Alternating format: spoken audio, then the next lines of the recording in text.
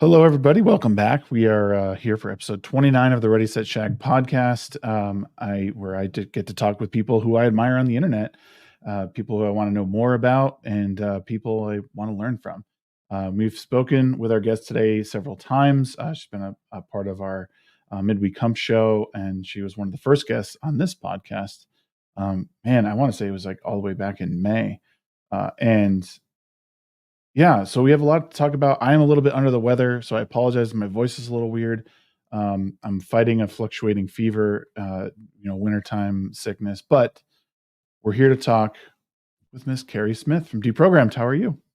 I'm good. How are you? I know, well, you're under the weather, but other than that, how are things going in 2024?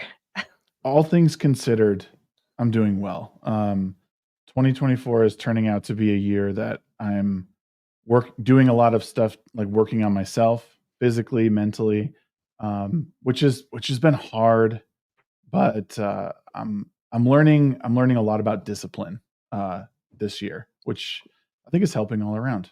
So yeah, Discipline, that's a hard one. That's one I have not mastered, yeah, and but I I'm feel like trying. yeah, and I feel like that's a good place to start because if I can do things that I'm supposed to do, even when I don't want to do them, um, a lot of those it'll help trickle down into everything else in my life. Mainly starting with like going to the gym, being physically fit, and also my diet, eating properly. And so I'm kind of starting there and then letting kind of everything else go. So That's good. yeah. But I started getting back in the gym in early December because I was like, why wait till the new year? And then January hit and I've already slacked off. I'm gonna get back.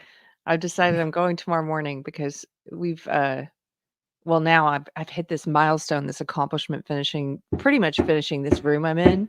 yeah. Can you hear that pounding? Yeah, it's okay though. Okay, okay. Yeah. My husband and I are renovating this house.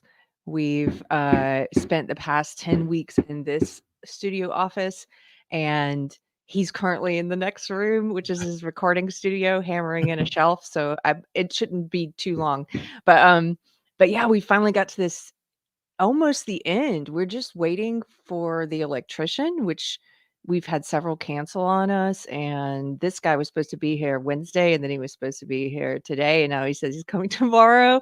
We're like, "Okay, we'll see." The electrician's gonna hang the chandelier and some other things, an outlet, and then I have to put the door back on the hinges because we took that off, but otherwise, Tom, I think we're pretty much done, and it feels really good, so now I can focus on other things and not this was such a weight, when you're working on a big project, it's like it Yep. was such a weight, because we took out behind me, there used to be a fireplace, and we took out the fireplace. My husband and our friend David did that, the chimney all the way up to the second floor, took all that out.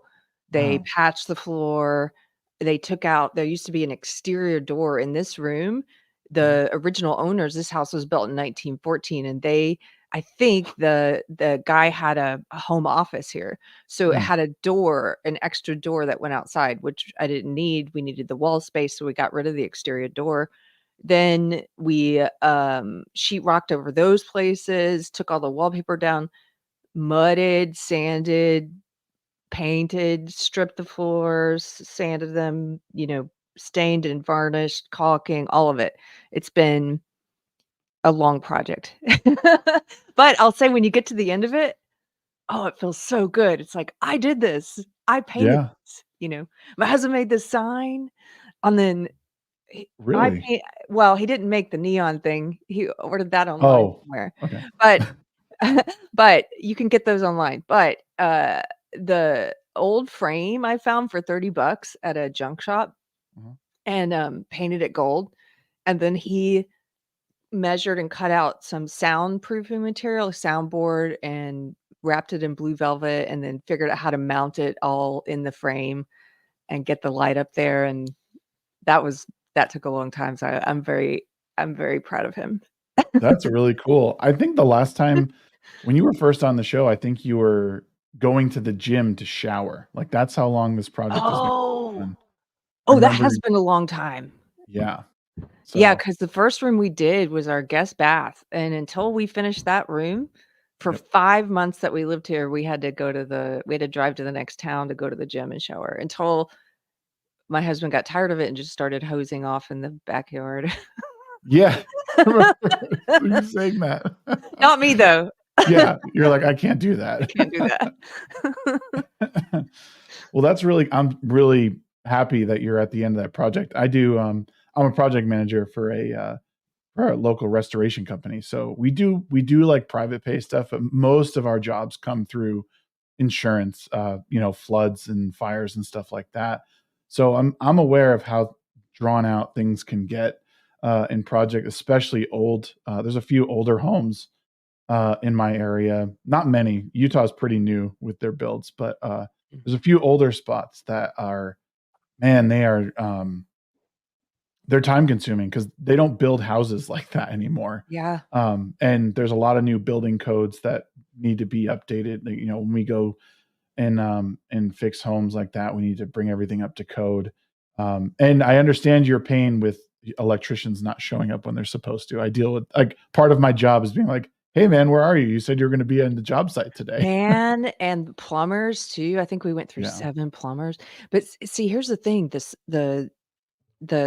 hard skills like that, Yeah. um, they're in such high demand, and they have so many people it's almost like South Park, the Pandaverse, where there are no handymen, and the handymen become the richest people on earth because they're in such high demand and nobody knows how to do anything, Yeah. and I was laughing hysterically because 'cause we've been through that with contractors where they have so many jobs that if they get a better one that's closer, because we live out in the country, Mm. then they're like, "Well, I'm gonna take this other job.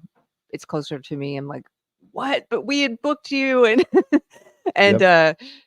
I saw this, hilarious meme. It wasn't even a meme, it was just, an image that somebody was sharing. I saw this on Facebook yesterday, and it said, "Stop trying to rap. We need electricians." Yeah. Yeah. It's true. Before I worked as a project manager, I was working at a Job Corps center near me, and specifically in the automotive department. So I worked with UAW and more specifically Toyota. So we would train all of these young technicians or wannabe technicians, and then get them jobs with Toyota if they did automotive, and then there was other diesel shops and national diesel companies that we would get people jobs with, and it was I would always hear from managers, general managers, service managers that all these guys were aging out of the profession and they didn't have any good help. They were taking anybody. And it was like really putting them behind because you can't replace 30, 40 years of experience with these really green students. And as much as, as much as these kids tried, they couldn't fill the shoes properly. And yeah, it's unfortunate because you see it in construction too. It's Mhm. just nobody. It's like people have been told that that wasn't a viable career. Go to school and, get a law degree or be a doctor. And we just totally left behind these, extremely important trades to build your house, to, Yes. connect, be an electrician, plumbers. I mean, that's what makes the world run. And it was like we lied to, like people my age, basically saying like, you don't need to do that. You can have the cushy job in the air conditioned office. And that's just not always the case. Hasn't It's been. not also, now with the state of universities now and the college, I mean, I see James Lindsay tweet about this a lot, about how people should stop hiring recent college graduates, and I'm starting to agree with him because, I went to college, it was over 20 years ago. And that's where I got indoctrinated into social justice or woke ideology, but that was because of my minor. I was minoring in women's studies. And now it's everywhere. It's not just in women's studies, it's in, science and math and everything. You're just being brainwashed.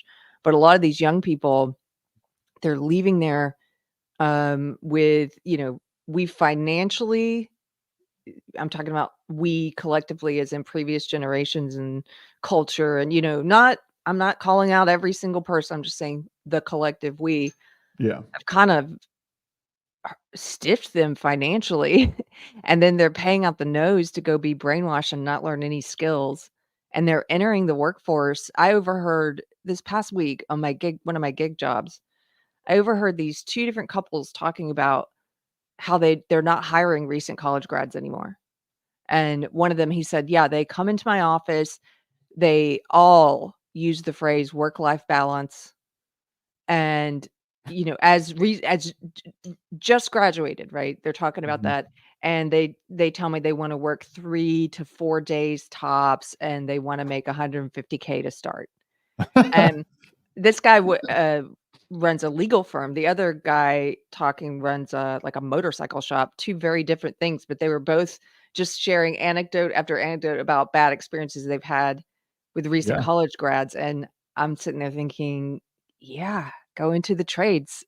Like, that's what I would do if I were that age now. Um, Yeah.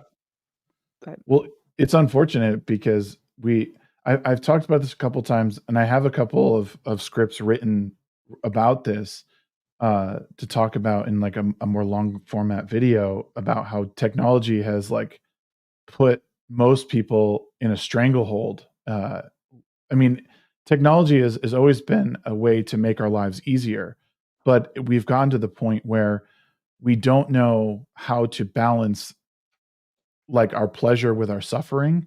We've been told that we just need to experience pleasure all the time. And mm, my words might seem extreme, but I think you might get what I'm saying. Like life is suffering to some degree.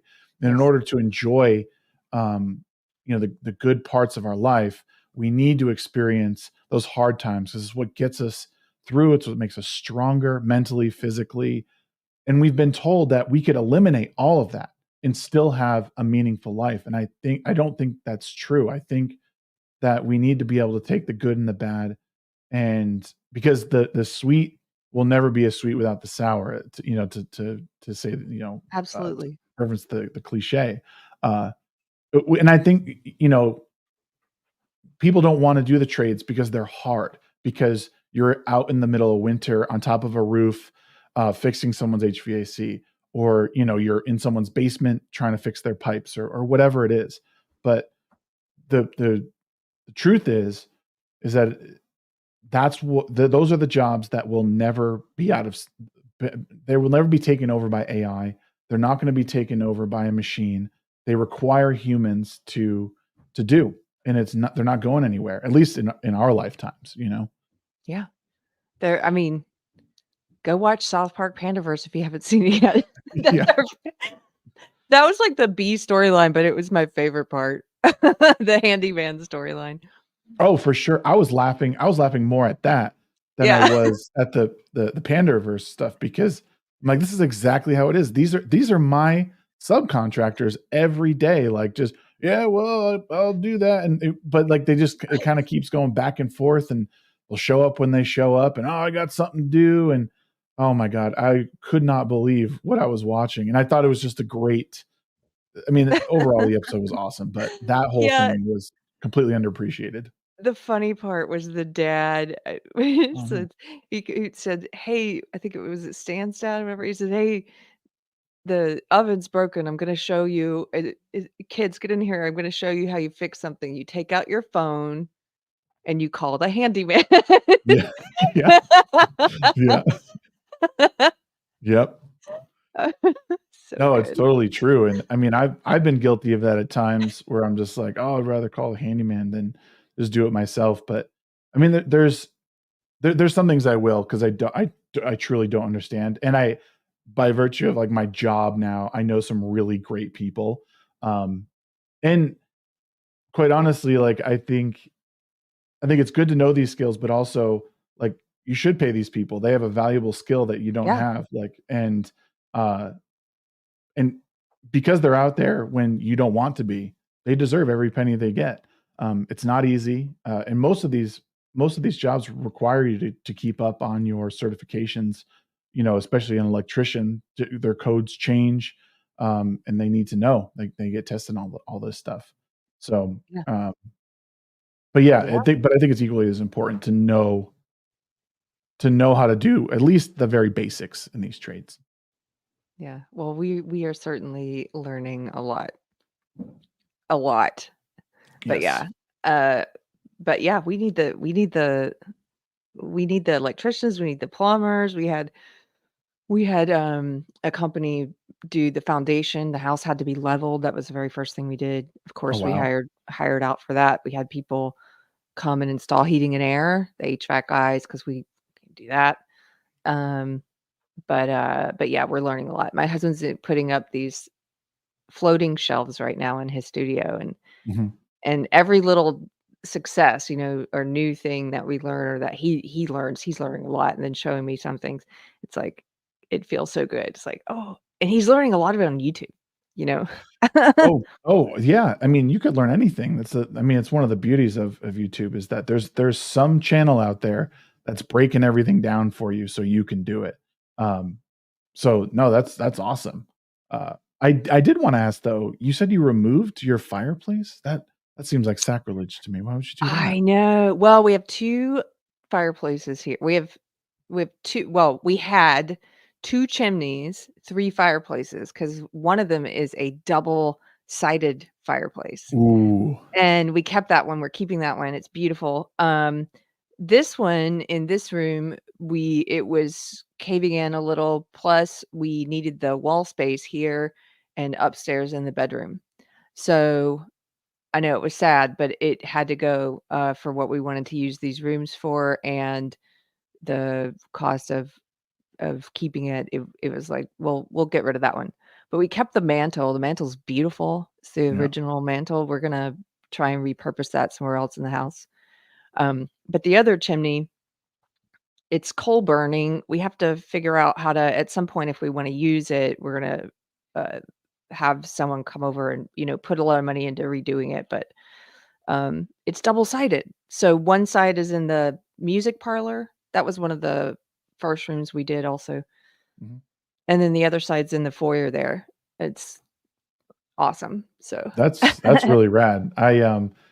In one of my jobs I was in, there was so I grew up in New England and we burned wood all winter long to stay warm. Like chopped wood in the summertime, stacked it so it was all ready to go in the fall and winter.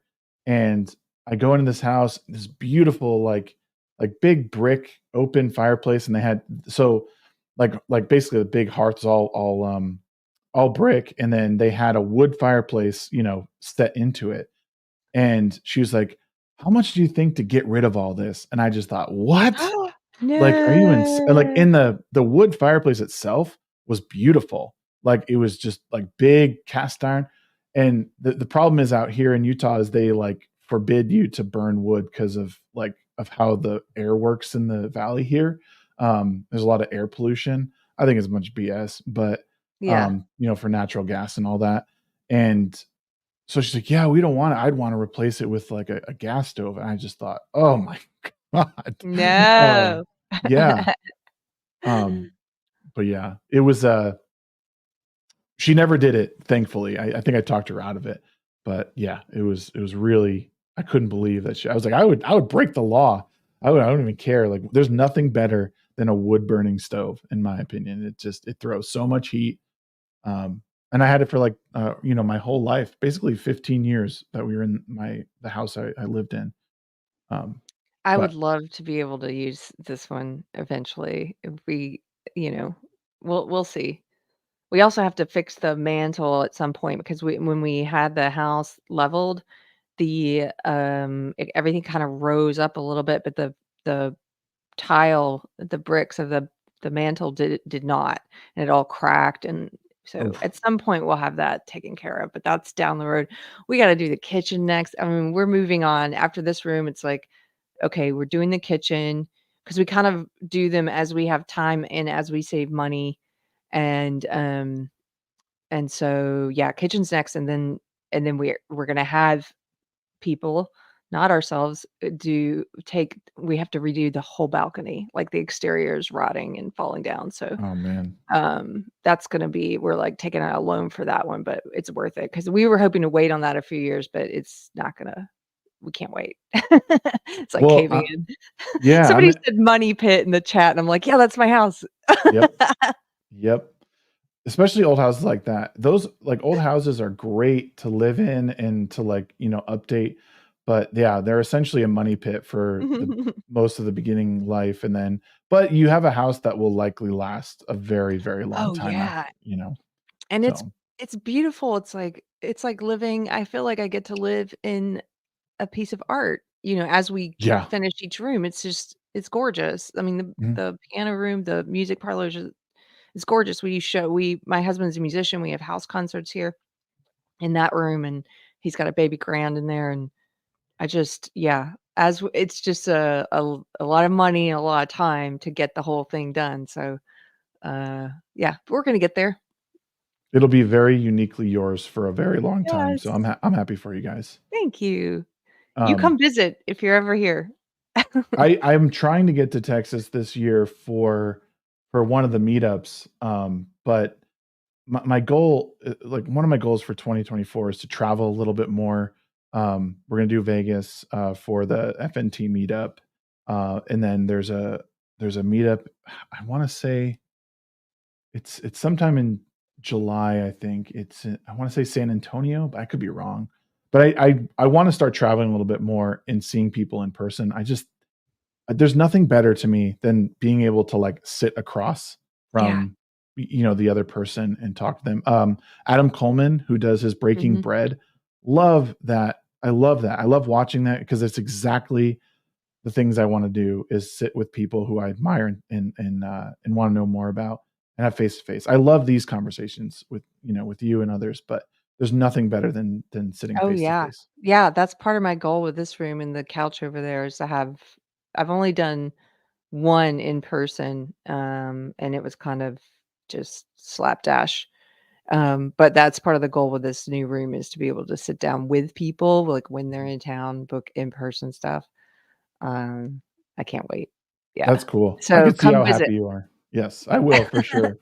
One thing to get into the meat and potatoes of it all, the one thing I wanted to ask you was, so I don't know, I've been thinking a lot about forgiveness and what that means. And I tweeted something earlier today that was received differently by many, many people. Oh, Um, on Twitter? No. yeah, I'm kidding. right. I don't know. I thought I had it here and all of a sudden it's gone. I'm sorry, I could find it in 1 second. The tweet was, "Forgive others not because they deserve forgiveness, but because you deserve peace." And I wanted to Mm. get your thoughts on that. Hmm. Yes. It depends on what day probably you catch me on my thoughts on forgiveness. Um, Yes. so I'm a Christian, pretty new Christian. Mhm. At what point can I stop saying that? It's been a few years. Anyway, um, I I definitely believe in forgiveness, and I think it's something to strive for. And I also agree with your statement that the act of forgiving is something that may or may not impact the other person at all. Yeah. Just like an apology to someone, may or may not they may not accept your apology, but it's about what it does to your heart. Um, and if it also helps them and provokes something positive in them, even better. But I think it's about letting go of anger, resentment. Um, Forgiveness is basically the way I heard my pastor describe it once is like it's a forgiveness of a debt that is owed, and you're basically saying you don't owe it anymore. It's okay.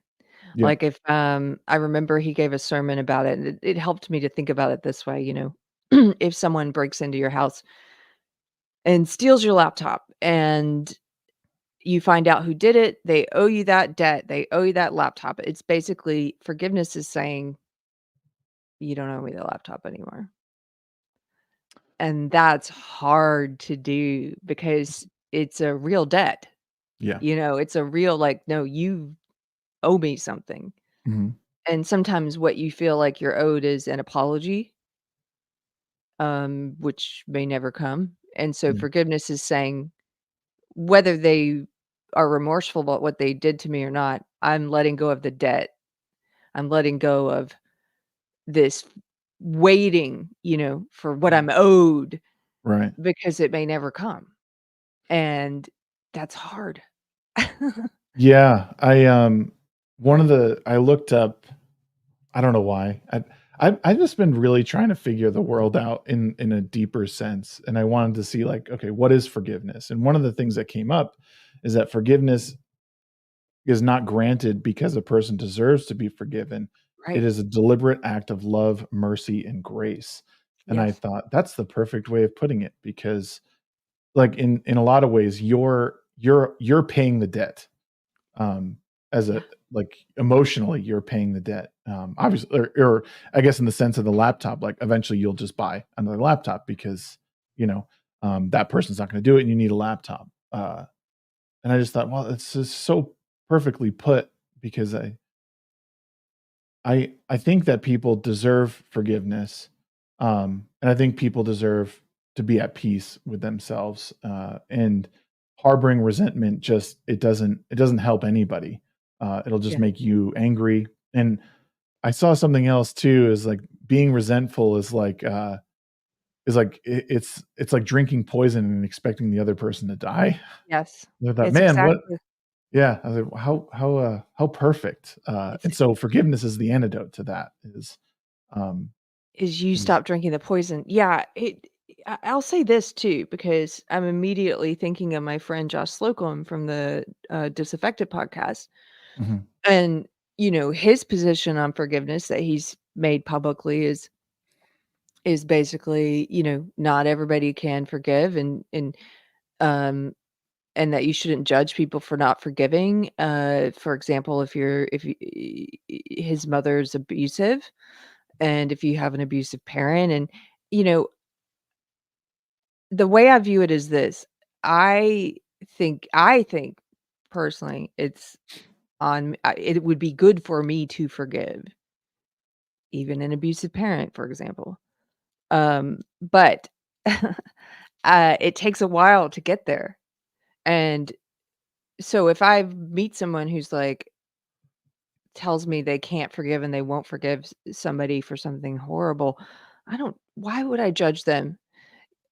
I'm dealing with my own level of forgiveness or my own path to forgiveness, so I just wanted to make that point of, like, it's not a judgment on people who haven't forgiven or choose not to forgive. It's not a judgment on them at all. I'm just talking about what I think is good for me to Mm. try to do. And I've succeeded with some people, but there are others I've not. That's what I found is it's a path for each one. Yeah. And there are others I'm still holding on to that resentment. And but I'm trying.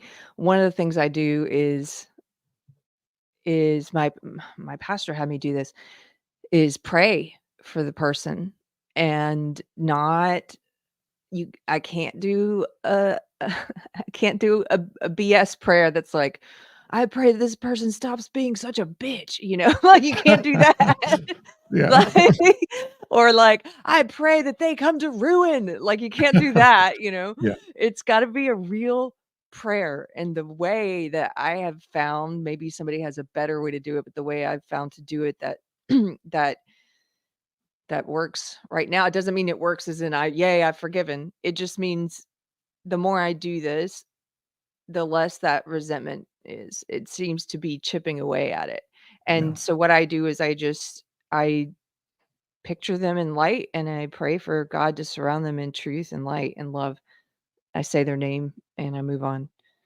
And it sucks. When you first start doing that about someone who you actively Yeah. hate, who owes Yeah. you a debt, oh, it sucks, because you wanna pray. There's another there's a can I tell you? There's a psalm, I forget which one it is, where David's like, break the teeth of my enemies, and sometimes I want to pray, break the teeth of my enemies. But it's much harder. It's much Yeah. harder to pray like, no, bathe them in light and truth and love. And by the way, if a person is bathed in God's truth and they can hear it, like speak words they can hear, then that'll, if they are bathed in that, that'll wake them up. Like that'll do what's necessary.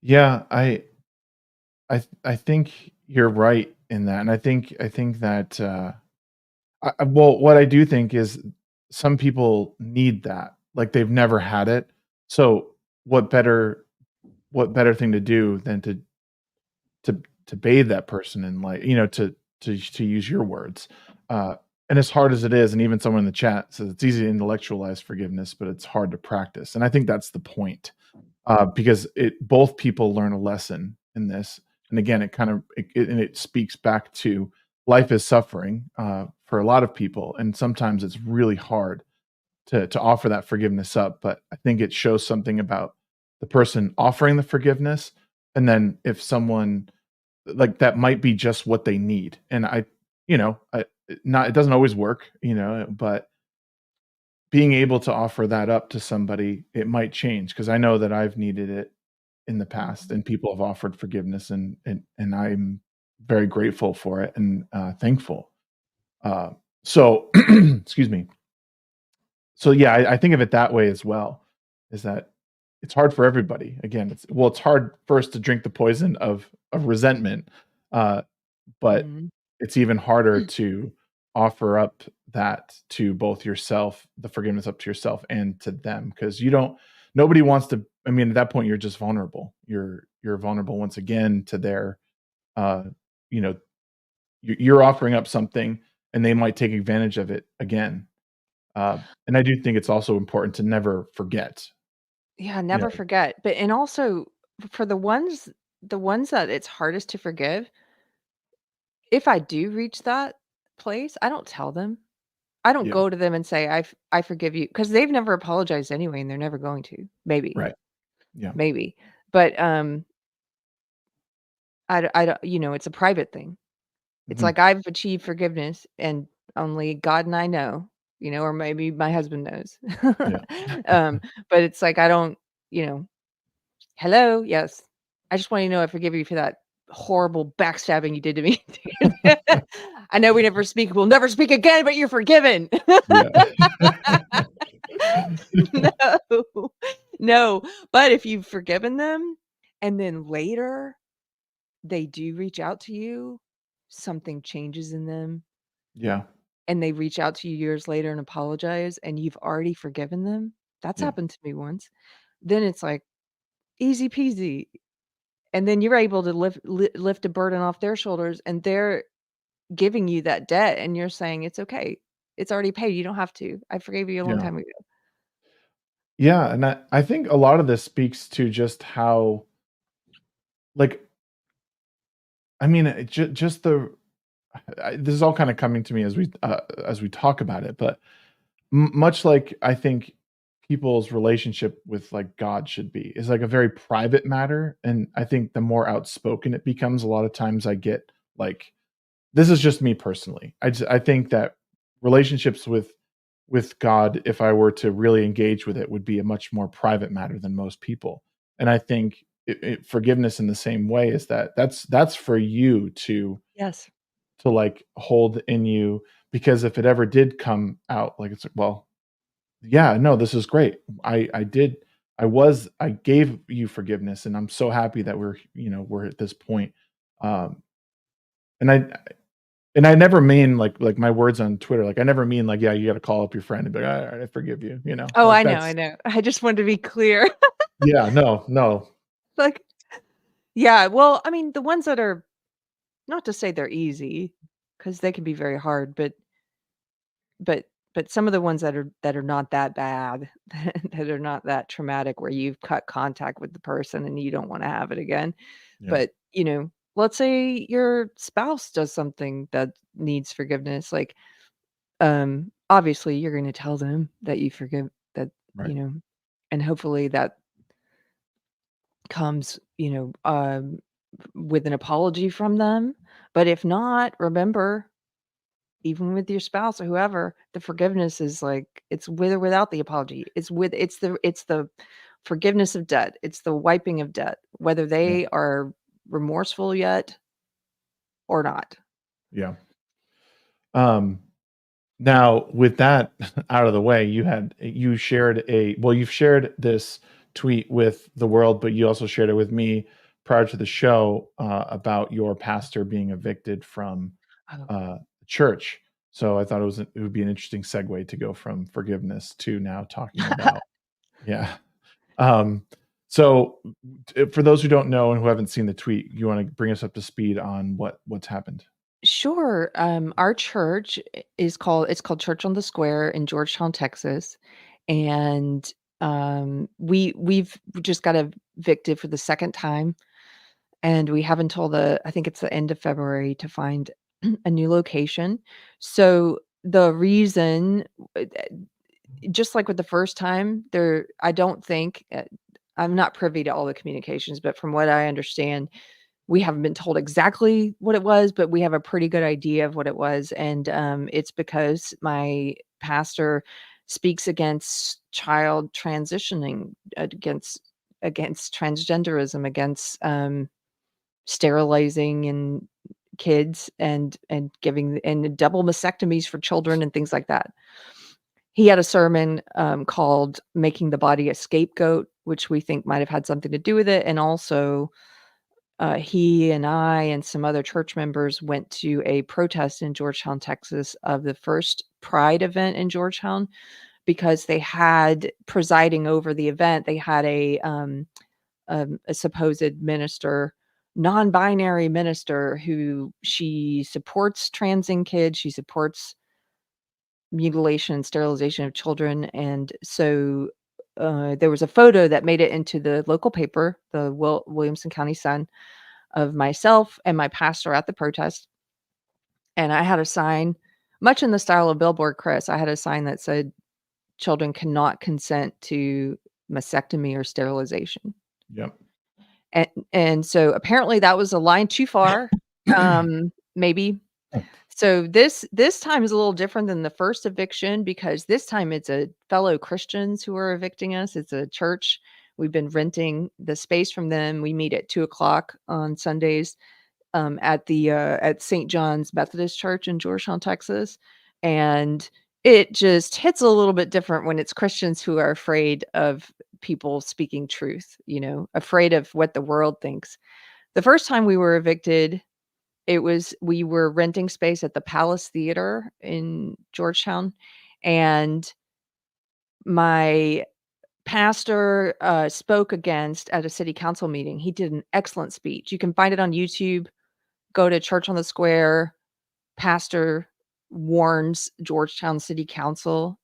His name is Bradley Helgerson, but he gave this amazing speech, and it was against a mural that the Georgetown Arts and Culture Board had the Forbes middle schoolers paint on our square. So Forbes Middle School, these are 10 to 13-year-olds, and the Georgetown Arts and Culture Board had them paint a mural with 7 different sexuality flags.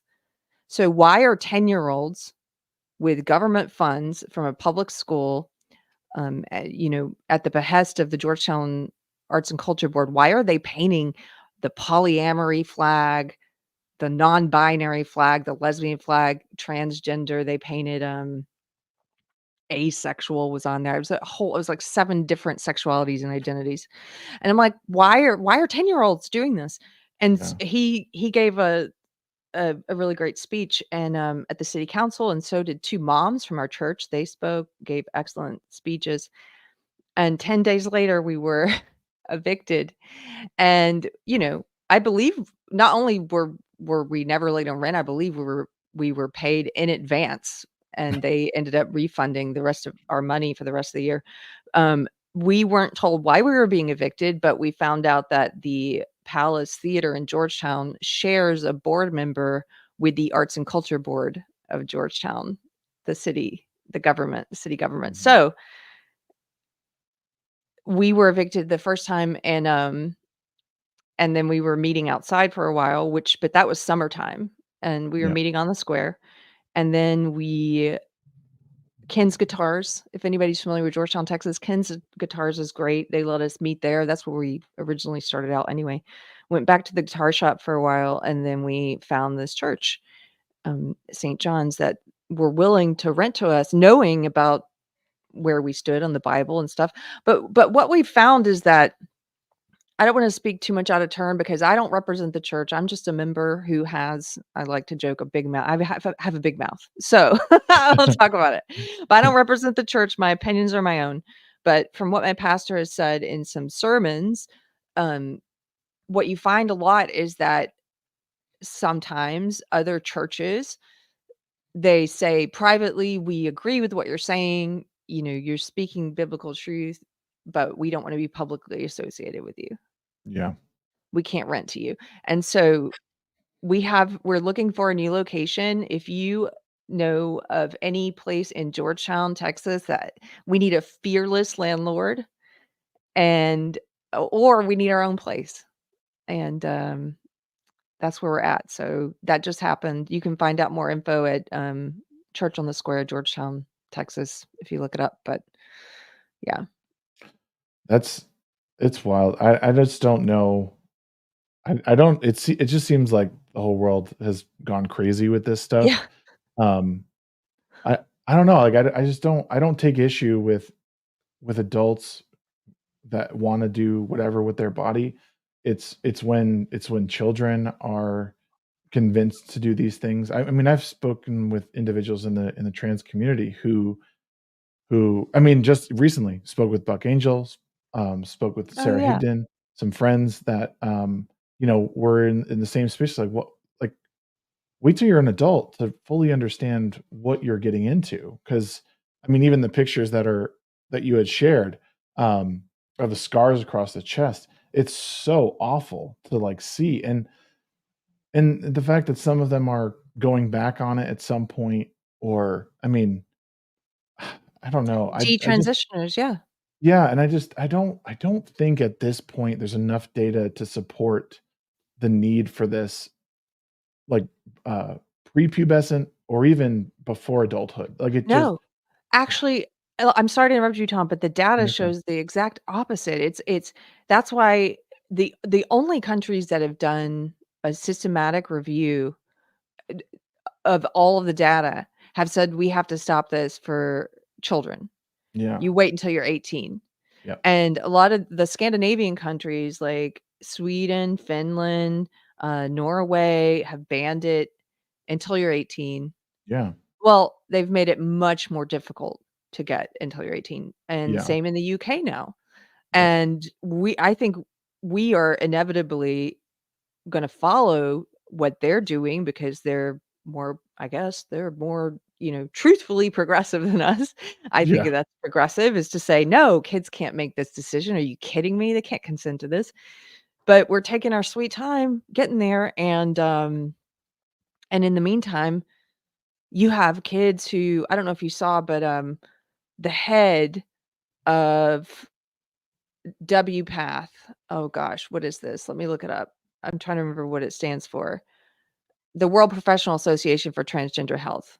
yeah, Did you see that, discussion they were having where this person, I'm gonna say he, 'cause he's a mm, biological man who, who is a trans woman, and I will use cross-sex pronouns, but not for someone like this.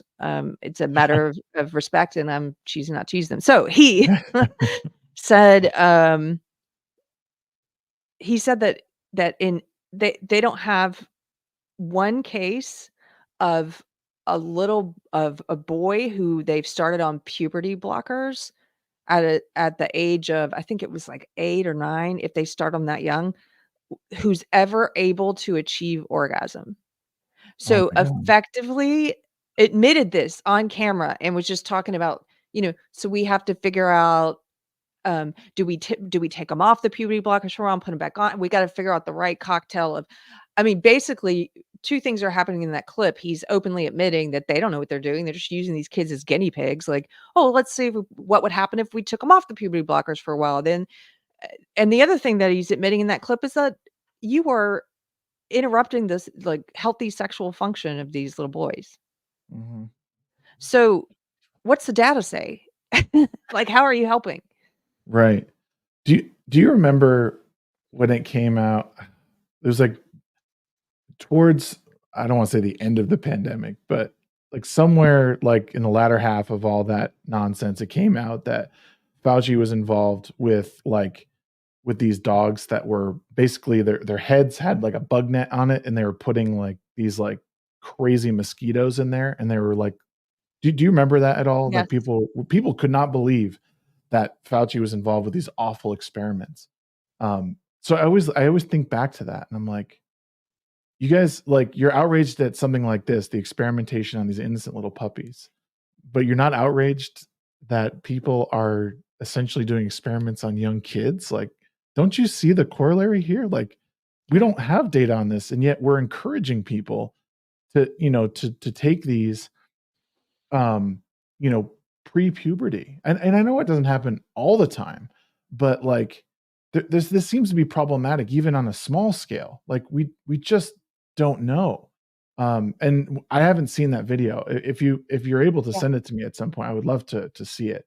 Because I've since you and I talked last, I've engaged in a few debates on TikTok with some of these trans influencers. I follow a lot of them just because I wanna hear what they have to say. Um, and consequently, I have another video in the works about how intellectually dishonest they can be in in their, uh, in their debates or discussions. Oh, So sorry. oh, no, Give you're me 1 fine. second. My dog is alerting me. Yeah, you're fine. Um,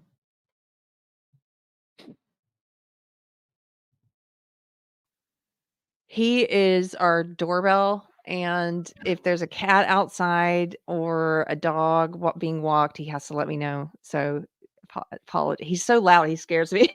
no, it's Like, it's if fine. I'm in the middle of a conversation and I was actually looking for that video for you, and then he's like, Um, I will find that video. It's Marcy Bowers is the name of the person, and it was a Duke University, which is the school I went to.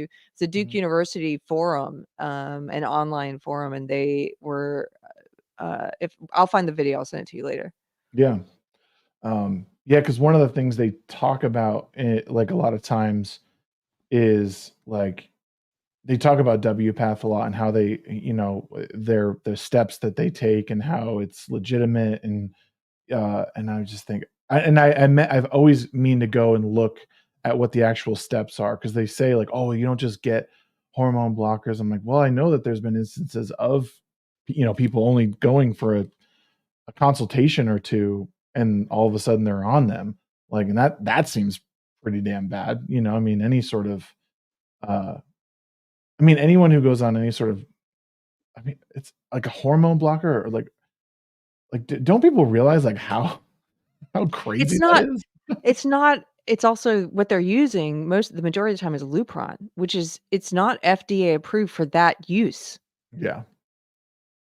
Yeah, like, It's for and it's used to treat prostate cancer in men. oof.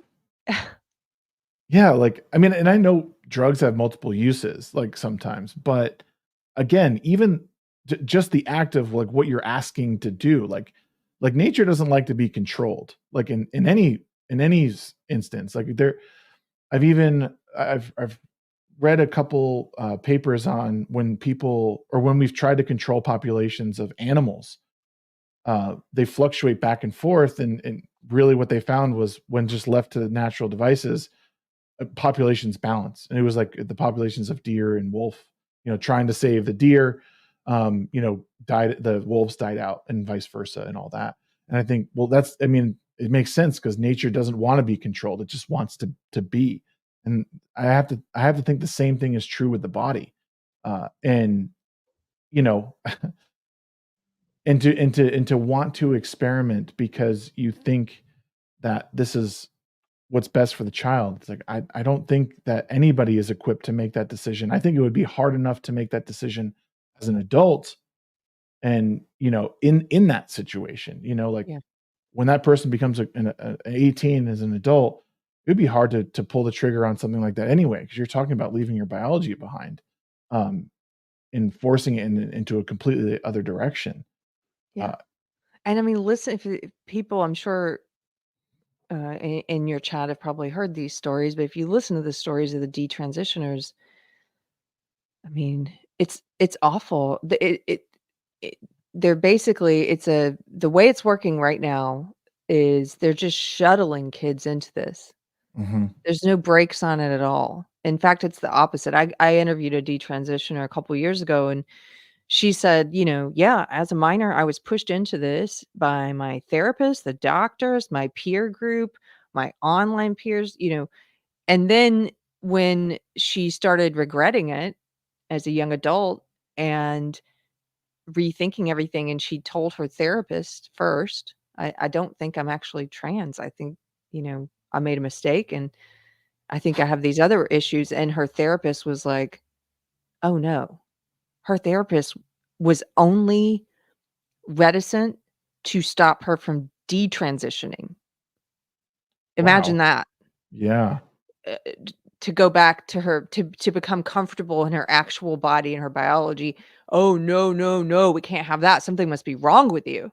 yeah. Isn't Oh, that I crazy? yeah, that's nuts. And I've been again, through these debates that I've both listened to and then been a part of, been told that I think in the one I was in, the person said, um, hormone I'm sorry, the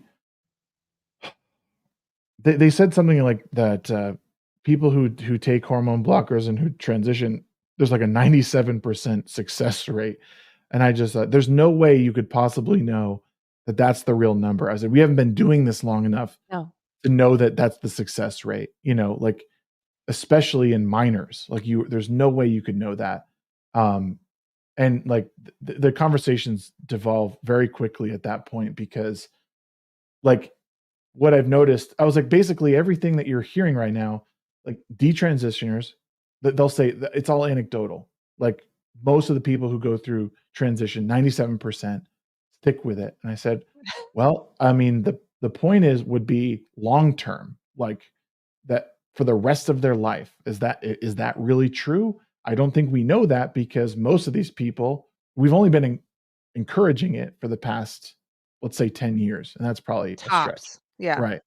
Um, and I was like, "But you're gonna need to watch these people over the span of their lifetime and find out," and like, hey, if that is true, I guess that's great. But as I see it now, I mean, we're doing a lot of experimentation on something that might not really work, and And that is where people are trying to step in. 2 things, 2 thoughts based on what you're Yeah. saying. You're exactly right. They don't know. They can't say there are no longitudinal studies yet. This is Right. like with the vax. It's like there's no longitudinal it hasn't been around long enough. We haven't been doing this long enough to know. Yeah. So you're pulling numbers out of your butt.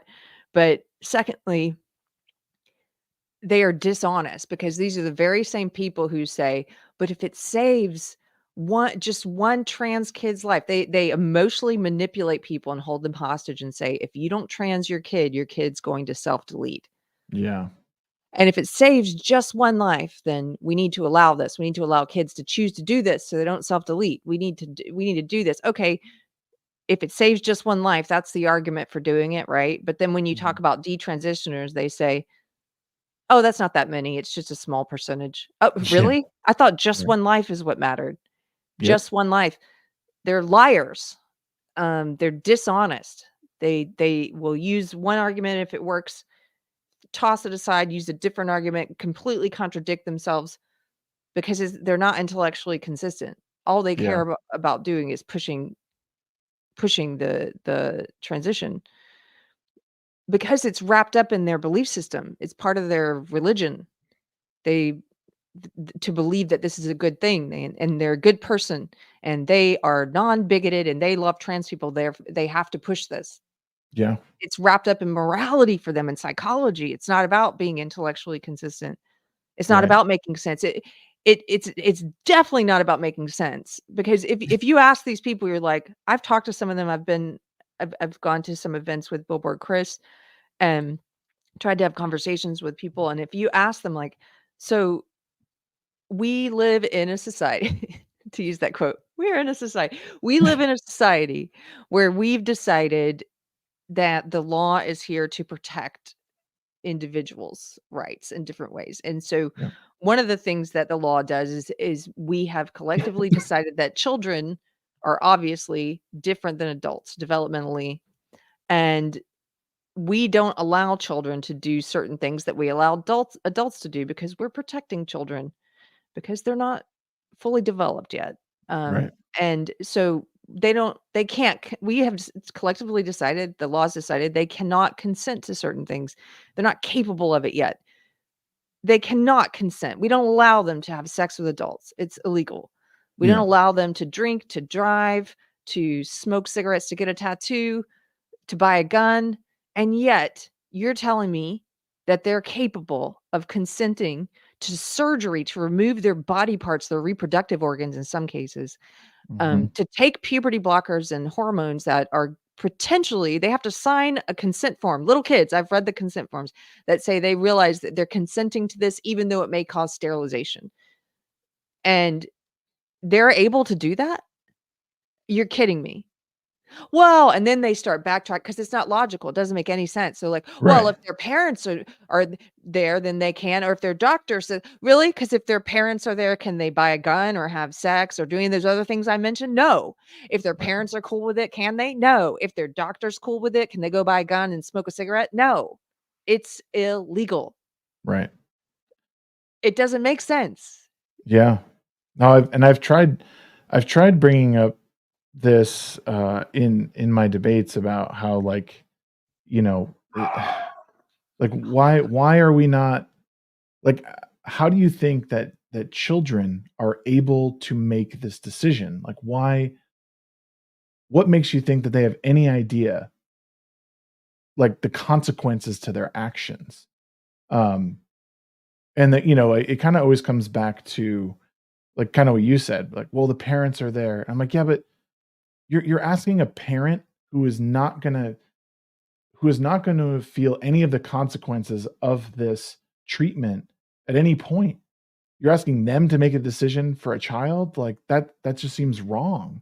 They, like, yes, like, the parents are there to make decisions on things, but not for, like, life-altering treatments. No. It's just a, like, And you should want more data from adults um, to understand what the effects of this treatment would be.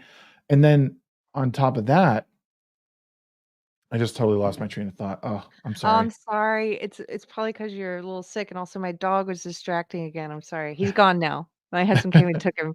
Um, well, about parents, you're talking about how can parents make this decision? They can't. And you made me think of, while you try and remember what you're gonna say, you made me think of all the lawsuits that are happening now, and I think that's what's gonna be the deciding factor here in the States, Yeah. is there are a number of people who, are now suing the hospitals and the doctors who did this to them, who were minors when they consented. And there's actually an entire law firm here in Texas. It's called Campbell Miller Payne, Mhm. and they were started by 3 fathers, and they started to represent detransitioners. That's what they're doing. You can go to their website and you can read through all their active cases. It's insane. What is Um, it? it's Campbell? Campbell Miller Payne, Payne.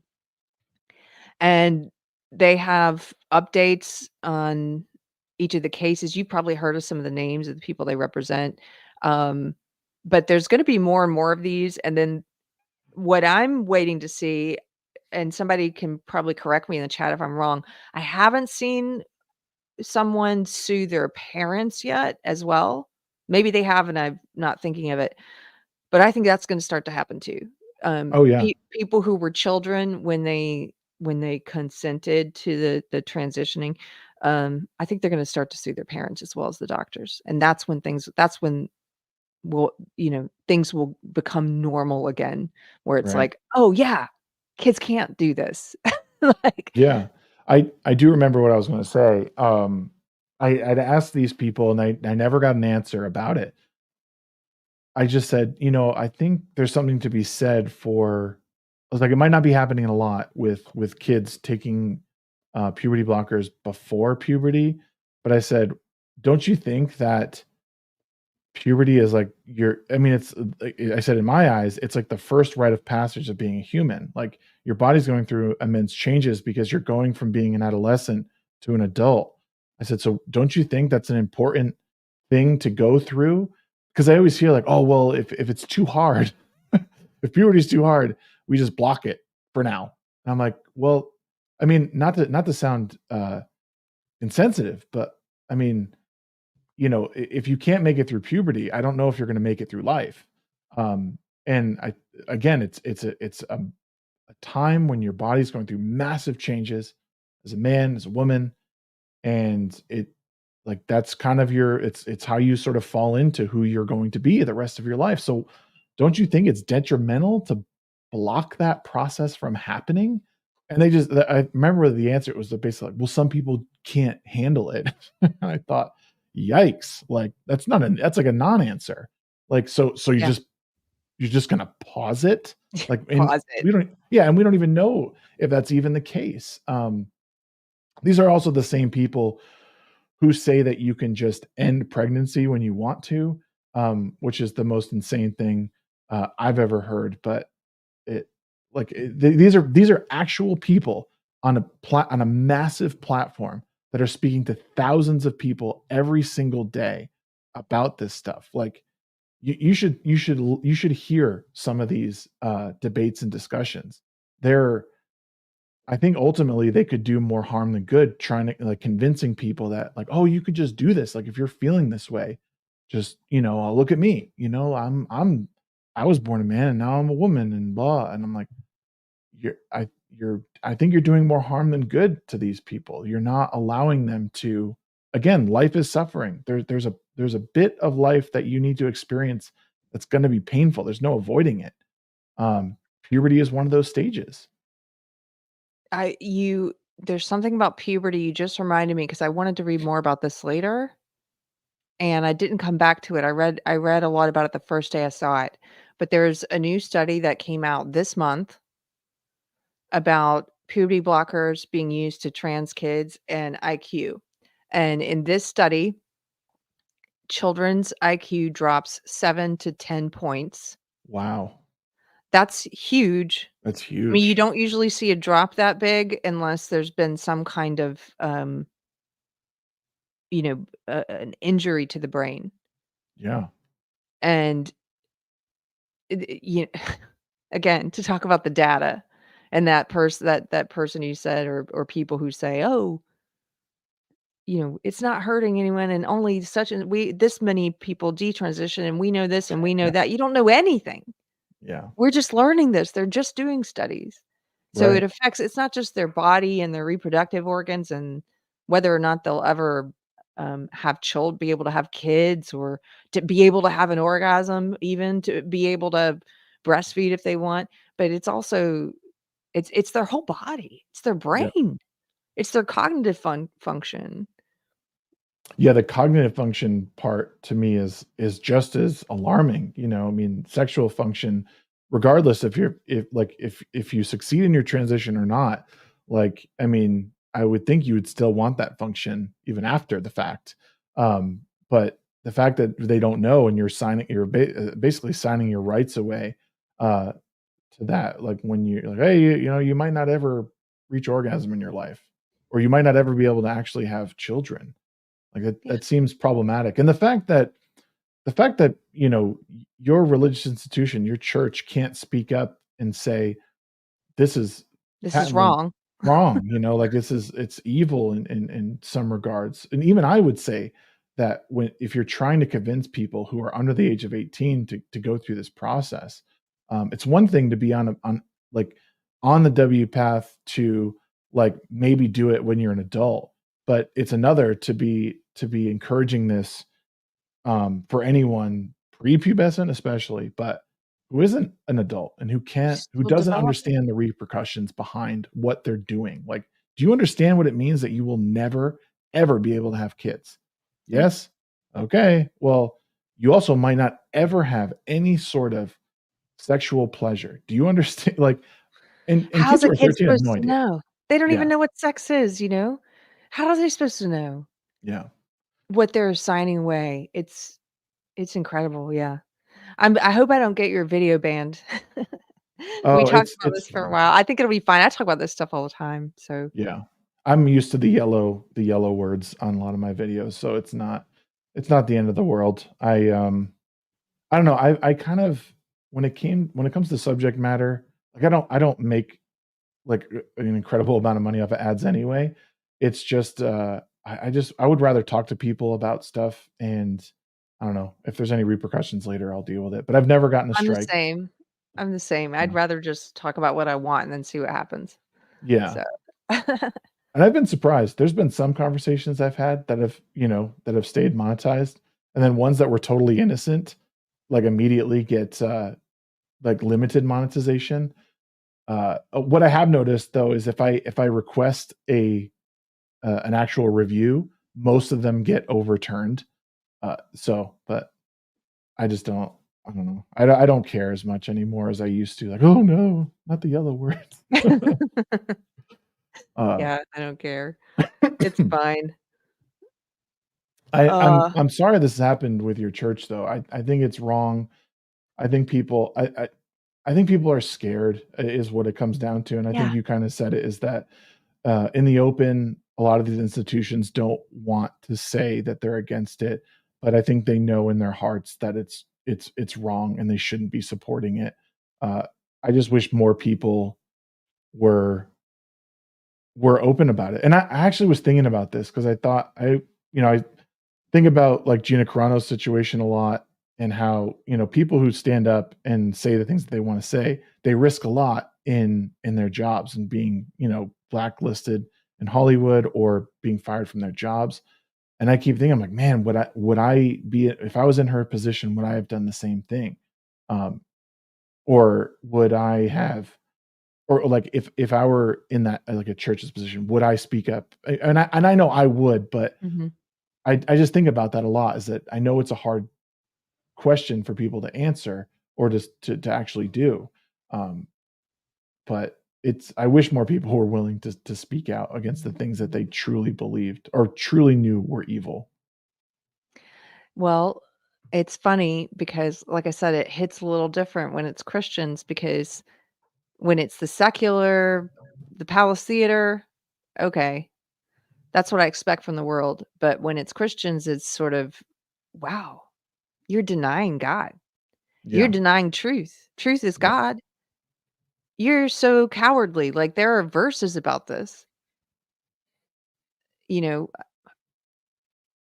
it it blows my mind that it's Christians because it's like who I've heard some people who are atheists who are in the pro reality side. That's the way I think of it now. It's like the pro reality side, yeah, and some of my atheist friends have been the loudest voices in helping me amplify what's happening at our church, um, and and then some of those people have asked before. I've heard the question asked. I think it was James Lindsay. Some others was like, "Where are the Christians? Where are the pastors during all of this yeah, moral decay, during this war on reality? Where are the pastors?"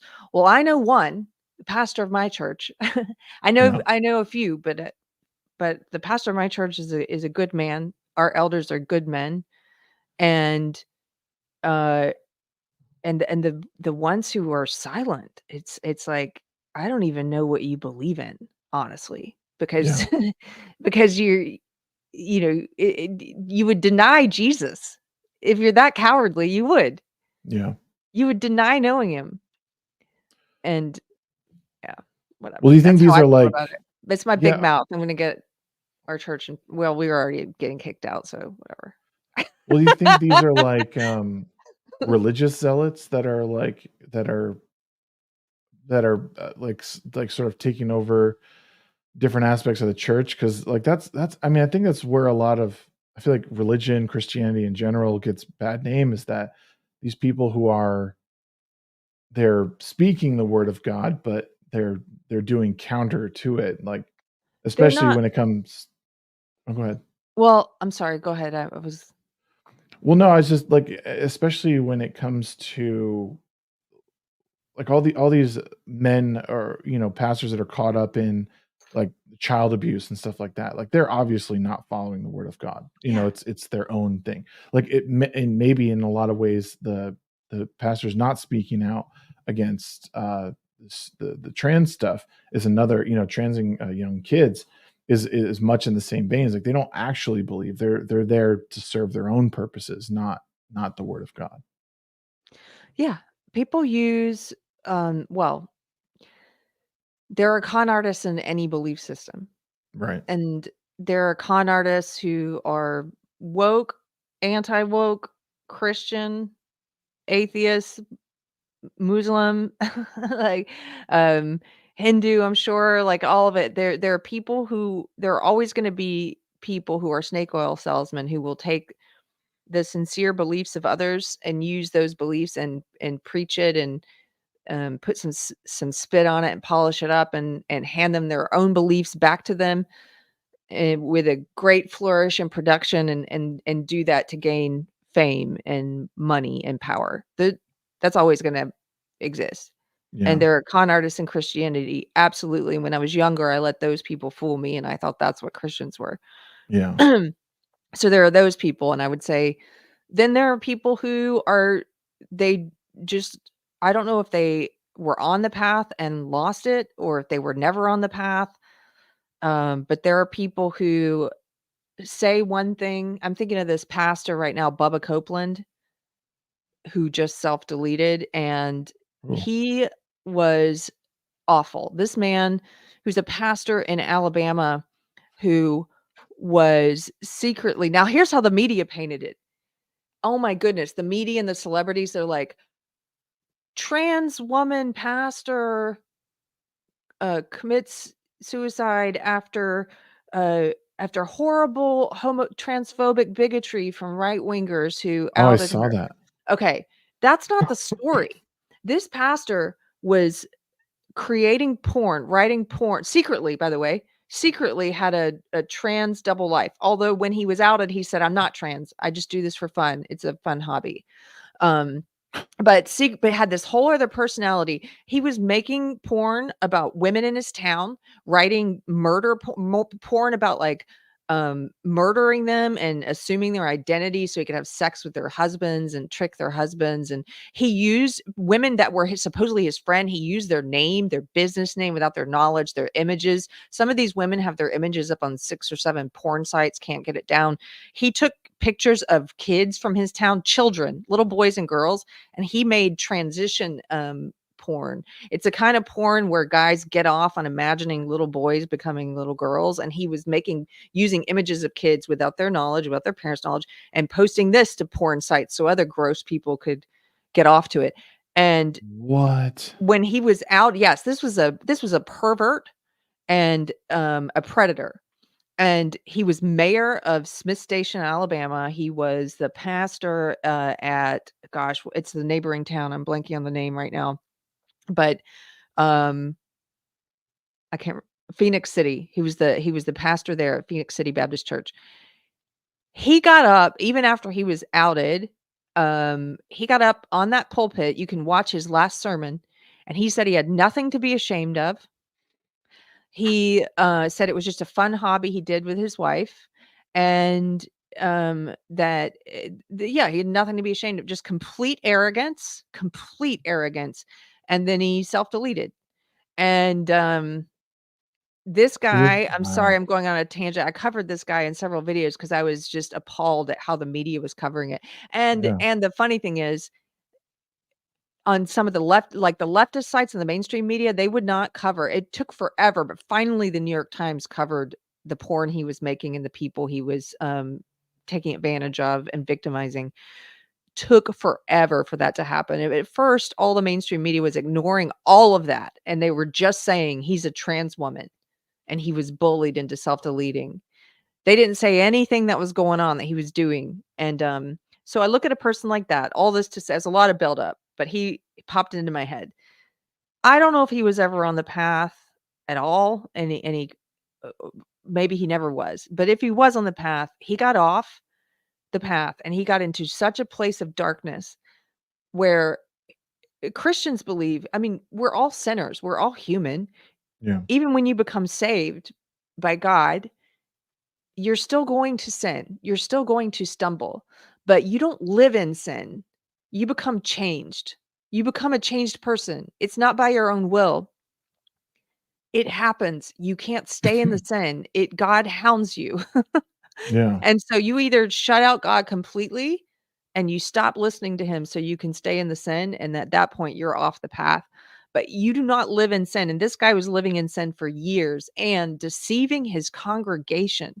And I remember I joined there was a Facebook group about this guy and his crimes, and I was in that group. I was made a moderator. That's how into this case I got. They were like, "Do you want to be a moderator?" I'm like, "Sure, I guess." They're like, and somebody in this group was arguing with me, and they were like, "He didn't do anything wrong. He never preached against any of the things he was doing, so he's not a hypocrite." I'm like, "Wow.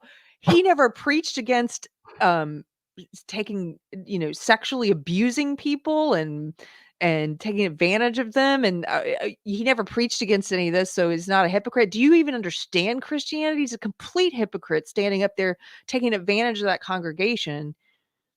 Again, I'm sorry, I'm going into my Bubba Copeland rant. I'm No, done, you're I'm fine. done. But I think of that guy and I'm like, you were a wolf in shepherd's clothing, not sheep's clothing, shepherd's clothing. That's like the worst. There Yeah. are Bible verses against this. Jesus hated this so much. I mean, people were like, "Oh, you seem to have a lot of anger about Bubba Copeland and con artists like him." They didn't call him a con artist. I did. Yes, I do. And you know who else had anger about it? Jesus. And he said it would be better for him, for the one who does this, it would be better for him that a millstone were hung around his neck and he were thrown into the depths of the sea than for him to lead any of these little ones astray. Like that, meaning what awaits the person who does that, who deceives believers Yeah. and leads them astray, what awaits for that person is worse than having a millstone hung around your neck and being thrown into the sea. That's how much he abhorred that. And I I have probably I can't think of a group that I have more anger for.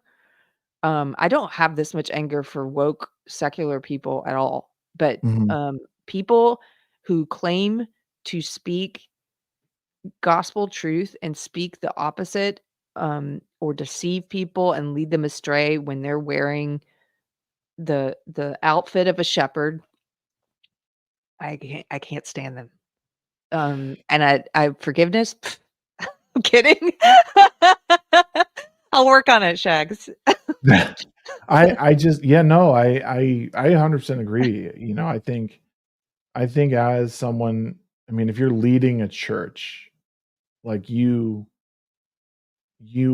are, like you said, you're a shepherd.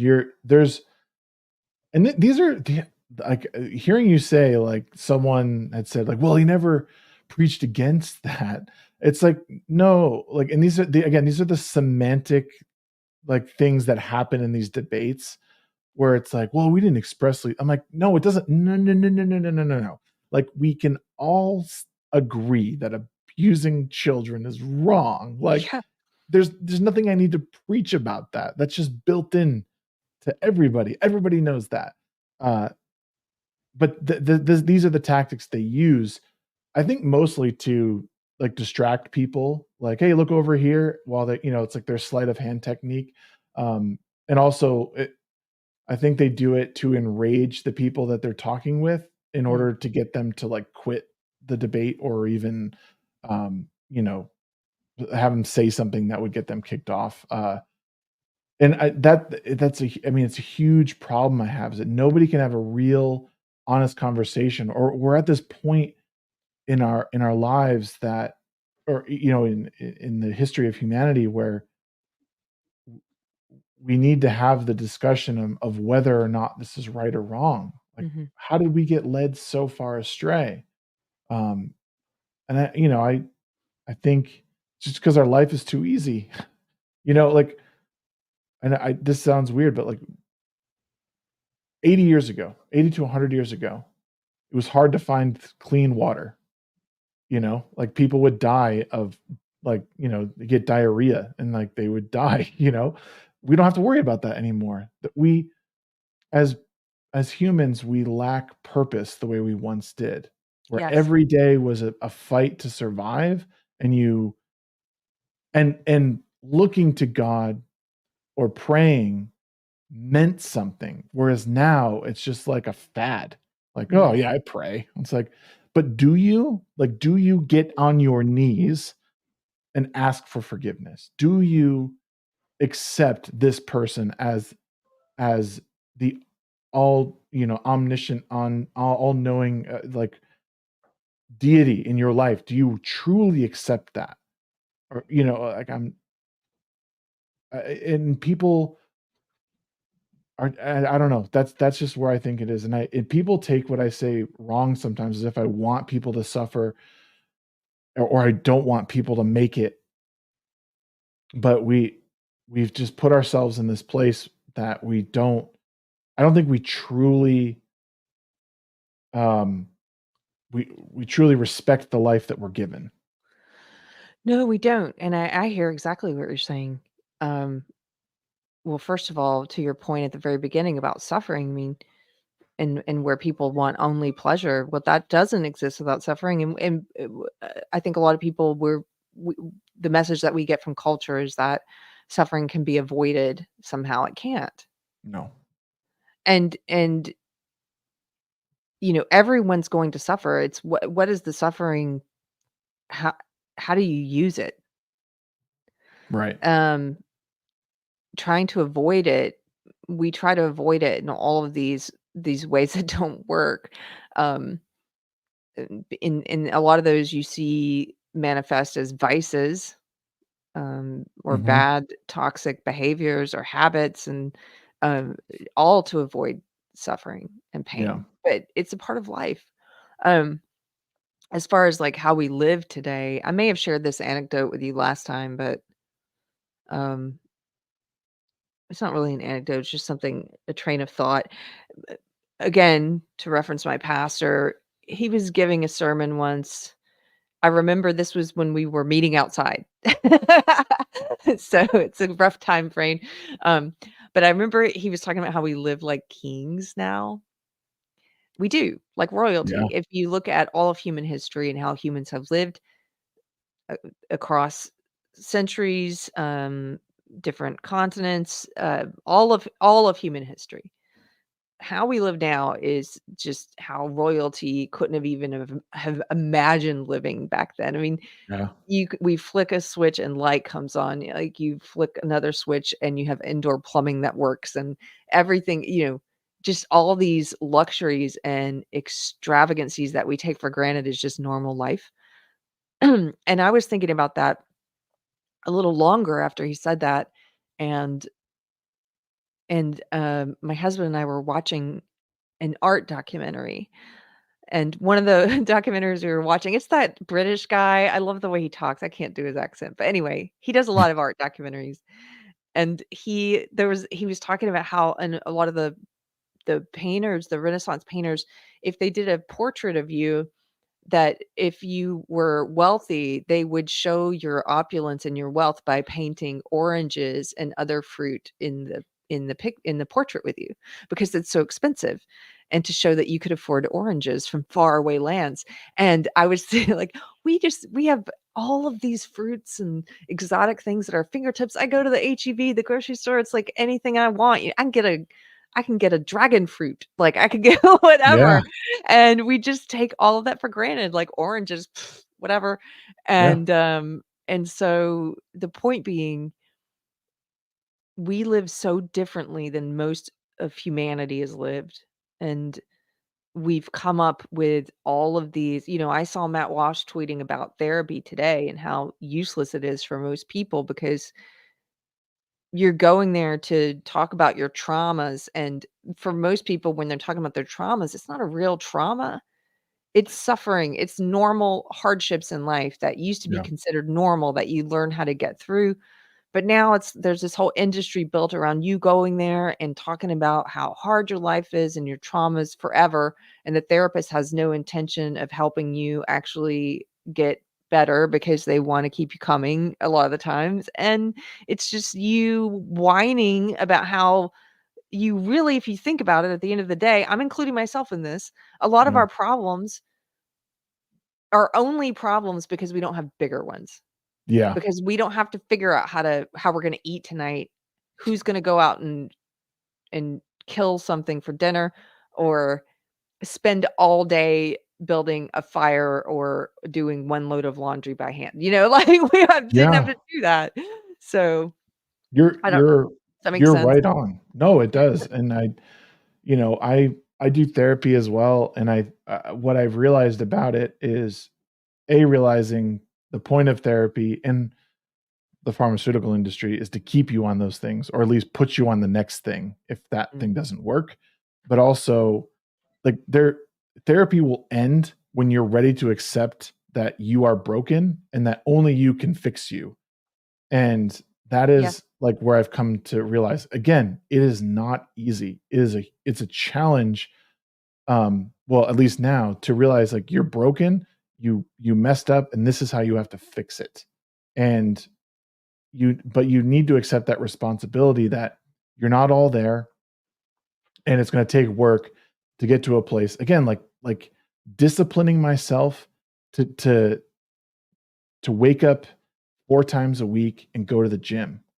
Like, it's difficult because I'm tired, my kids exhaust me, my job is hard, whatever it is. But I know that when I do those things, my body feels better. It's stronger, it's more alert, but it comes at a price.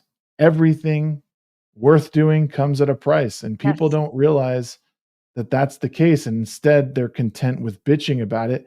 And we every single one of us is guilty of feeding into it, because yes, I just recorded a video today about it. I don't know when it's gonna come out, but we are so hooked on social media and the dopamine that comes with it, that we've curated disasters that is of our own making, our own twisted, like, disasters that we observe, and again,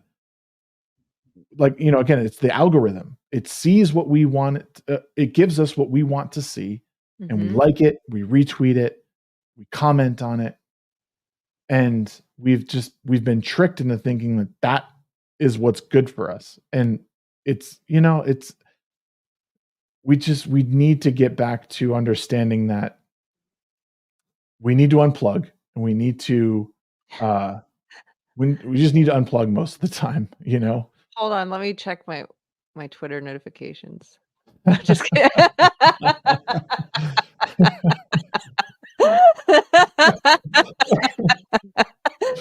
Yep. I'm listening, I'm kidding. Ooh, That's ooh, I got exactly 6 notifications, yeah. It's it's it's so really true. It's so yeah, true. and Also, it makes us impatient, like, this whole way that we live now, and mhm, I've talked about younger people's, impatience before. For example, one of my gig jobs, I get to hear the playlists of sometimes these groups of younger people, and they will often they have TikTok brain, but for music. Like, they'll make these playlists themselves of their favorite songs, but they won't listen to the song all the way through. They'll just listen to the first 20 or 30 seconds, and they'll all be singing along, and then they'll scroll the next one. I'm like, what? They yeah, don't have the patience for the whole song.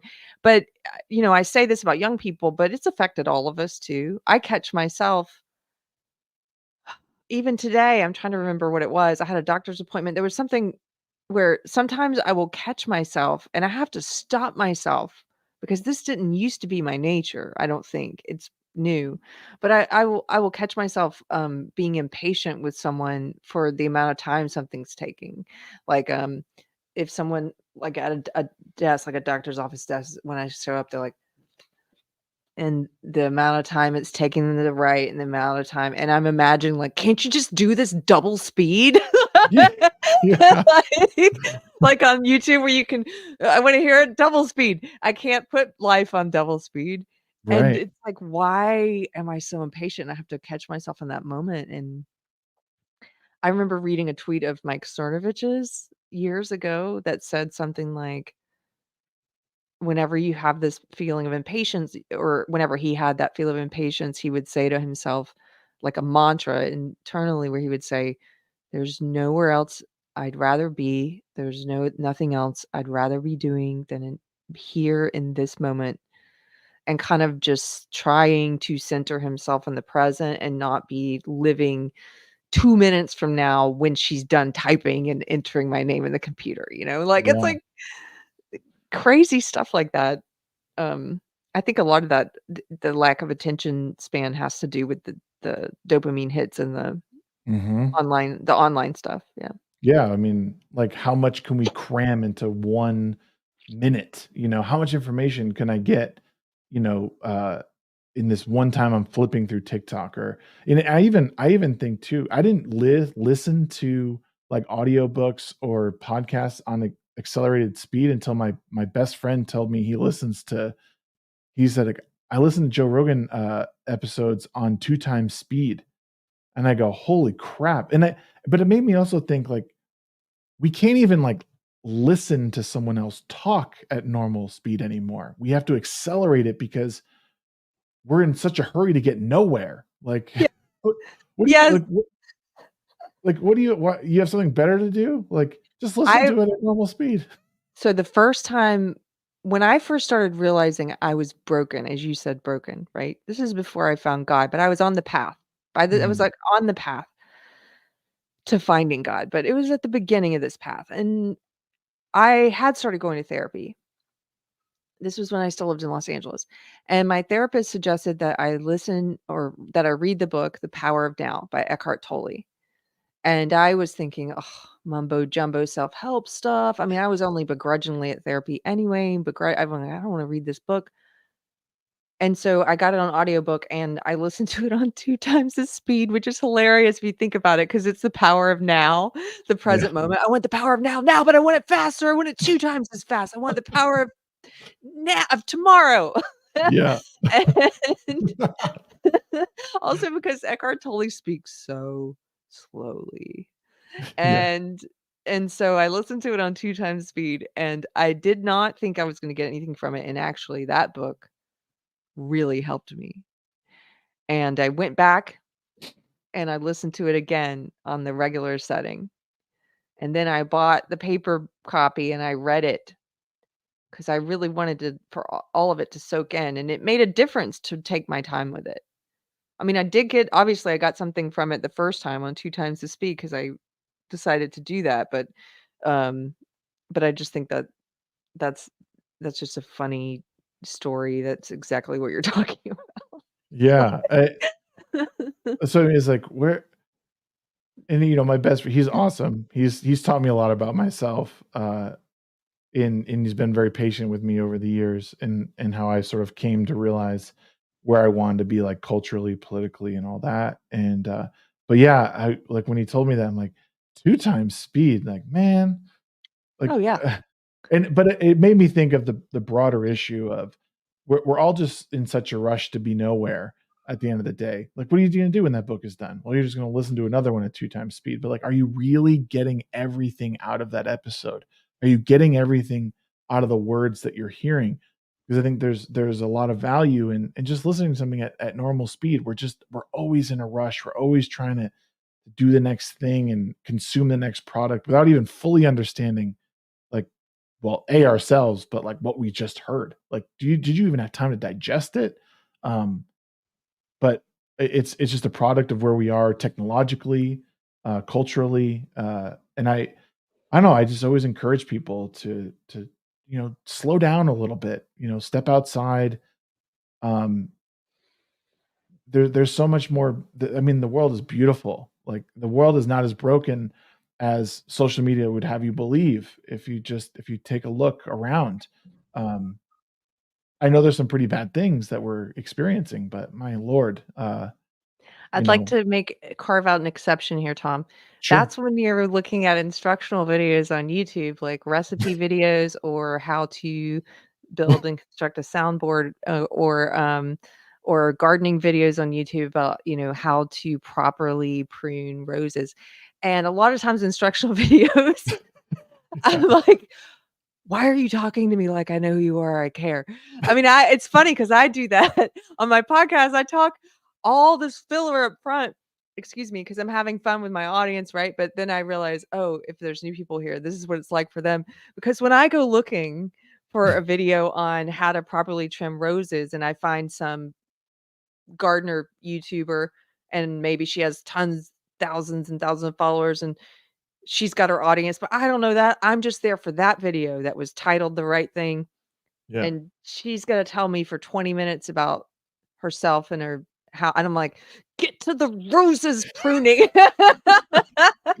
You you know what's funny about that? I was just telling my wife because my wife does most of the cooking, but every now and then I like to do something, and I'll look up recipes. Have you ever, like, been on these Yeah. recipe websites? Oh my god, it is 20 pages about That their life and how they came up yes. with this dish, and then about 30 seconds of the recipe at the bottom after 30 ads as well. Oh my Okay, apparently this is a thing in the yes. recipe world. This is a thing in the recipe world. It's a joke because it's become so common. You cannot find one now without a story up front about my grandma before I give you the recipe. Yeah. There's an app, I just heard of this today. I don't remember the name. I gotta go look it up. But I just saw an app that will you can put any recipe link into it and it strips out all the story and the filler and just gives you the ingredients and the instructions. Oh my I could not believe it was I was like, "How do you" I was like, "Even as a woman, how do you deal with this? This is insane. Like, just give me the real thing." I'm like, But "No, no, go to the ingredients. No, no." well, some of them are nice. They'll have, like, a jump to the recipe, like, button that you can click, Yeah. but I can't believe it. It what a sh I was so mad because I went through probably 2 or 3 sites, like, "What is this?" I'm scrolling up on my phone and there because it'll tell the story, and then in between the paragraphs, there's, like, ads that you have to, like, oh, don't like, you don't wanna touch them because that brings you to the ad page. Oh my god, it is nuts. But So, there's this one of the funniest things I did in the past few months was around Christmas time. Um, I saw, I can't remember his name on Twitter, it's like Low Ping Panda or something. He did this thread of of, one-star reviews on recipe sites, and it was so funny that I went and started looking up a bunch myself. If you go to any recipe site and you go to the review section and you sort by stars and just read the 1 stars, there are so many hilarious 1 stars. yeah. I don't know why you just made me think of it. If you guys want a fun diversion some evening and, yeah, take your time because 'cause you're gonna laugh a lot. It's like I all the 1 stars are basically, "I substituted dried kale in this for carrot in this carrot cake, and it was not very good." 1 star. And you're like, "Stop it." I've They're actually serious.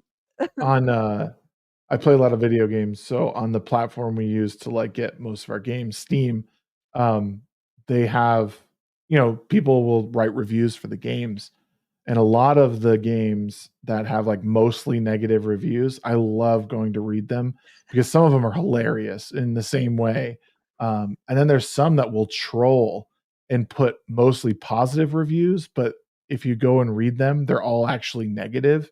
Gamers are pretty creative, I guess, in that way. It's very But, funny. I no, love it's that yeah, kinda stuff.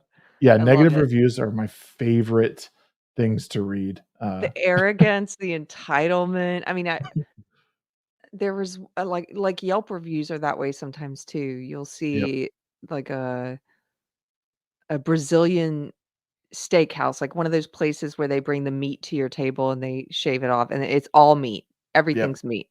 Mhm. And they maybe have a iceberg lettuce salad bar and that's it. And then they'll be like, this place did not have any vegan options, 1 star. It's like, "You went to a meat h it's called Meat House." They didn't have the rotisserie, tofu Right. that night, sorry. Yeah. Well, Keri, this is always the conversations with you are always really great, so I wanna thank you for joining me tonight. I Um, wanna thank you, Tom, because this is the most fun I've had in a long time in a conversational kind of sit down video. I really appreciate it. I love yeah. talking to you, man. We should Yeah, talk no, more. Every time I talk to you, I'm like, "Why don't I talk to him more often? He's so fun to talk to." I'm open. I'm usually like I said, I if I could do this every single day of my life, I would. It's, getting to talk to people and pick their brain and understand the world, is something that I'm addicted to at this point, and, yeah, it's why I like having you on, because we can usually get into some stuff that we both really like and just have fun, some good laughs. So, thank you again. Um, what do you have coming up in 2024? Anything you wanna let people know about? Well, let's see. In April, there's another Minds Fest happening in Austin. Oh, I wasn't prepared to say this, so I don't have the date off the top of my head, but I'm gonna be, oh wait, I've got it in my paper calendar, hold on. I'm gonna be moderating a panel or 2. It's gonna be Saturday, April 27th in Austin at the Vulcan Minds Fest. You can find out more info, get tickets at minds.com. There's a whole great lineup of speakers, excuse me, of panelists, and, on my show, we started actually you might be interested in this, on Deprogrammed, every 2 weeks now, we're doing a panel called That Christian Panel because I couldn't think of a better name, oh and yeah. it's myself and Brahma Bull, and Michelle from Force of Light, and Odin from OMB Reviews and F&T, and then we have guests on, and we just talk about it's just basically a panel show with a Chris it's a Christian perspective. We all come from different backgrounds. Some some panelists and sometimes guests are theologians. I'm not a theologian. And so you get a variety of opinions and debate and discussion. And if you're not a believer, you might still find it interesting if you ever wondered, like, well, what would a Christian view be on this thing? So we talk about we've done book reviews, movie reviews, and then also different topics. Like we just did one last night about modesty and culture. Oh, And so the next one we're doing in a couple of weeks is gonna be on pornography, and, we've had Gothics guests, we've had, Floral from Under a Rock, and, we were gonna have Melanie Mack. She had a family emergency yesterday, but we'll have her on in the future. But yeah, basically also I think Brahma Bull and I were talking about it. It's sort of a place for podcasters and YouTubers and people like to have conversations if they happen to be Christian, but they don't like to talk about that stuff on their channel. It's not really what they do. Like if they're a video game reviewer, but they don't really bring in their faith to it or whatever, right. then they can come to this panel if they ever do want to talk about faith, and they can have feel comfortable, this is where you can come to talk about that stuff if you're interested. So that's what it is. That's that's cool. I remember Brahma talking about that and how you guys were doing it. And I think I caught part of the one with Gothics. But yeah, I mean, I'm always into stuff like that because I don't, as you know, I'm like somewhere in the middle of it all, and there's parts of me that are that believe, and then other parts that are skeptical. So I'm always interested in that and figuring out like where I fall in it because I know like even Brahma and I, he's usually on my show on Wednesday nights, and him and I think totally different on things. Where I might shrug something off, he's like, no, like that's not right, and blah, blah, so um, yeah, I would love to be a part of that sometime. That'd be great. Yeah. Um, And I've it's just it's a great group of people. Brahma, man, he's on so many shows. He's like and he has a full-time gig. It's like hardworking, so many hardworking people. yeah. Um, but yeah, so that's what we're doing on Wednesdays. And then um what else do I have coming up? Well, we're gonna start working on our kitchen next. Fun, Stay tuned. right?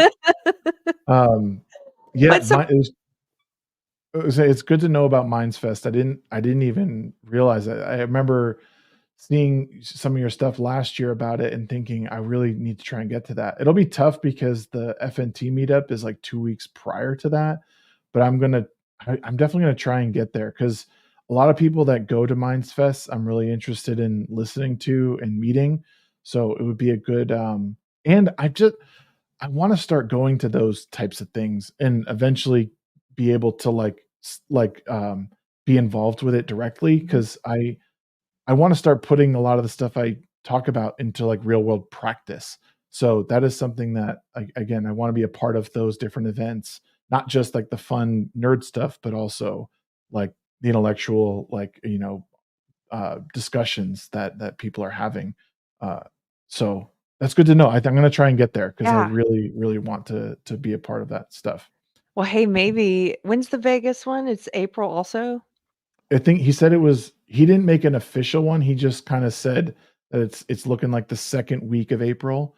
Um, so last time it was on a Wednesday, I think the meetup was in Vegas, so it'll probably be somewhere in there somewhere is what I'm thinking. I've never been to one of the Vegas ones. I go when there's a Texas one because that's easier, but, man, who knows? If the cards are right, maybe I'll see you at the Vegas one. My husband's never been to Vegas, so that would be a good excuse to be like, Oh, you "Hey." gotta go. Yeah, Yeah, if he's not performing, if he's free that week, yeah. That sounds fun. that's cool. Yeah, yeah, you guys should definitely I mean, if you can, Vegas is so much fun, and the Oh. events are I mean, you've been to them before, they're just great, And but I used to go to Vegas all the time, I haven't been in years, but when I lived in LA, it was so much closer, you know? It's Yep, fun. yep. Well, thank you, Carrie, again. I appreciate you giving me all your time. I look forward to the next time we get to sit down and speak. Me too. Thank you, Tom. Have a good Yeah. night. Hope you feel better.